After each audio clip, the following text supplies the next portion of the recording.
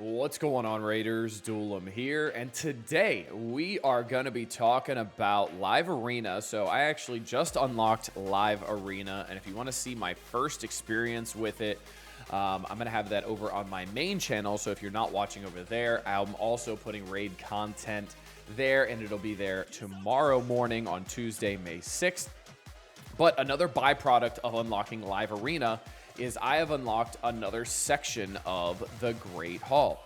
And in the Great Hall, we have the affinity bonuses, and this is what we've been working on for a while. And you see I'm doing a bunch of accuracy in Void, and then I'm doing a bunch of accuracy in Magic, and then I'm going to have to kind of change it up based off of what the Arbiter missions are going to tell me I need to do soon enough once I get past all of this. This is going to be another video making my progress in the Arbiter missions. You see I'm almost done with part 3. But before we continue on, make sure you guys are clicking the link below down in the description. You're going to be getting Eleanoril Day 1, who is an insane legendary with HP burns as well as poisons and a way to detonate the poisons. You're also going to be getting Tagore at level 15, and at level 30 you're going to be getting Ugo. So make sure you guys are clicking that link below, and then within the first 24 hours of starting your account, you need to make sure you go over to the left hand side and type in the promo code Monkey King.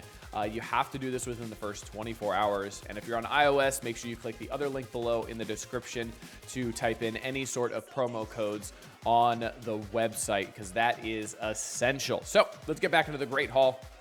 Let's look at the area bonuses. So now I have area bonuses. So what this is essentially a bonus that you're going to be getting in specific places, specifically dungeons or Doom Tower or Hydra or any Cursed City, stuff like that. So the bonuses are going to be HP, attack, defense, ignore defense, speed, crit damage, resistance, and accuracy. And you can see there's different grades as well. So you have grade 1, and then you get over here to Ice Golem's Peak, and now you have grade 2.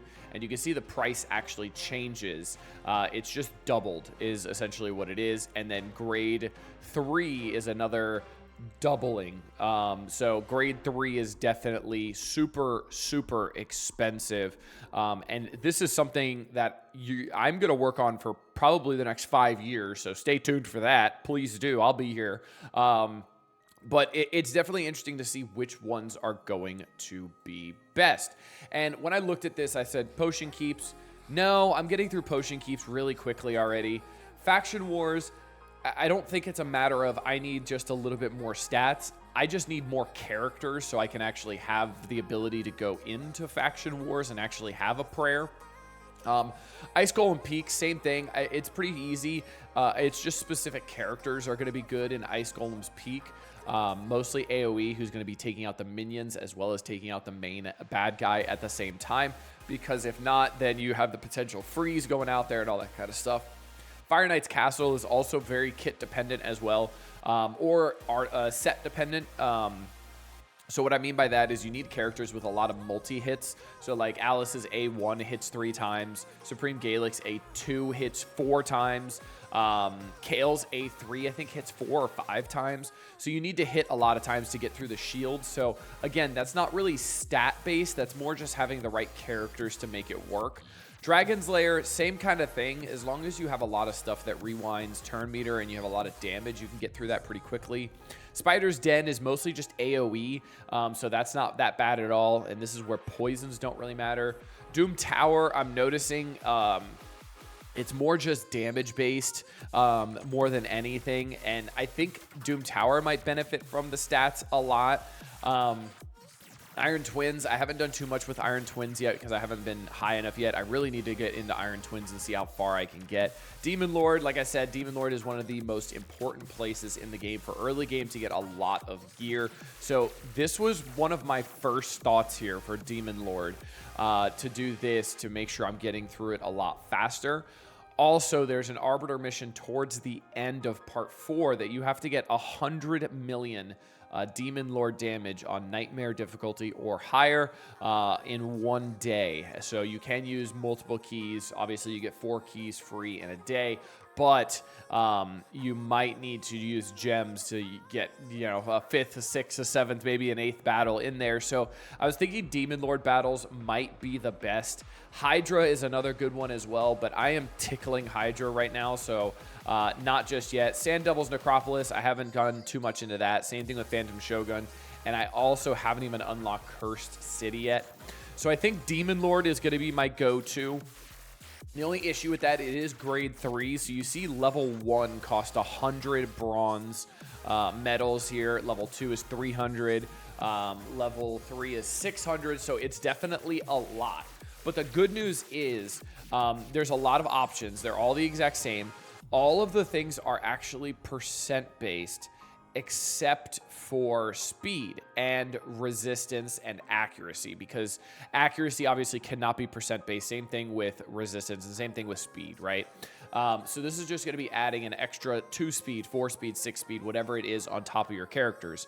And in clan bosses, speed is really underrated, I think, by a lot of new players, especially in something like Demon Lord, that you cannot rewind the Demon Lord boss. So the more turns that they take in Demon Lord, the stronger they're getting. Have you noticed that the first slam, you know, does 1,000 damage, maybe 1,500, and then when you get to like the 7th or 8th slam, you're like, oh, that just hit me for 8k. That's not good. So the more turns you're taking is actually better, and it's going to make you survive longer. Well, not really survive longer, but you're going to get more attacks in the same amount of time, because they're going to be taking less turns and stacking up that, I think it's called Fury, if I'm not mistaken, which makes it do more and more damage. So I think I'm going to be doing Demon Lord, and I think I'm going to be doing Speed. Now, when you go to Live Arena here, I started playing with it a little bit. You think I've done like 5-7 matches, something like that. Every time you get a win, I've been getting, I think, like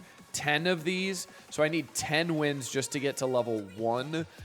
So I really need to push this to get higher up, so I can make sure I have the most amount of shields every single day, to make sure I'm getting the most amount of them every day. And the good news is now I actually have 2 different speed aura characters. So now I have High Katoon as well as I have Udex Ardor. So the best news is now is I can pick, you know, Alice, Supreme Gaelic, Kale, High Katoon, and Udex Ardor. They're going to ban either Udex or they're going to ban High Katoon. And now I'm still going to have a speed aura character. What I've noticed in Live Arena is most people only pick 1 speed aura character, and it almost always gets banned. So now I have the option between 2 of them, which is really helpful for me, because that gives me an edge over a lot of people, which is really, really nice. So that's a great tip for Live Arena. If you have 2 speed aura characters, make sure you're always picking both of them, so only one of them gets banned, and then the other one can be in your aura position so that you can still get that speed aura. Obviously, Udex is going to be the better choice, but some people may not know that, so hopefully I can try to bank on that the best that I can and continue pushing in Live Arena. I have honestly been kind of enjoying Live Arena. You'll see, like I said, if you're on my main channel as well, you'll see my first reaction to it. It's kind of interesting. It's a little slow paced, but it is kind of fun, honestly. I do like it. It does give me some pretty good PvP vibes, because it does take a lot of thinking, and you got to know what characters do, which is great, because learning what new other characters do is really, really helpful as well. So I do enjoy that. And that's been really helpful for me.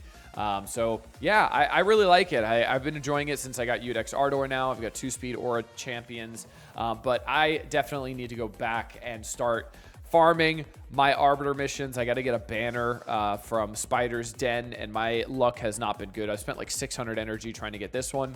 But once I finish this, I'll be done with part 3 pretty much, and then we'll get on to part 4. So I hope you guys enjoyed.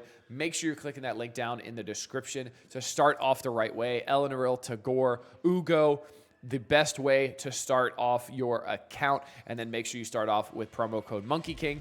But until next time, this has been Duel 'em. Later, Raiders.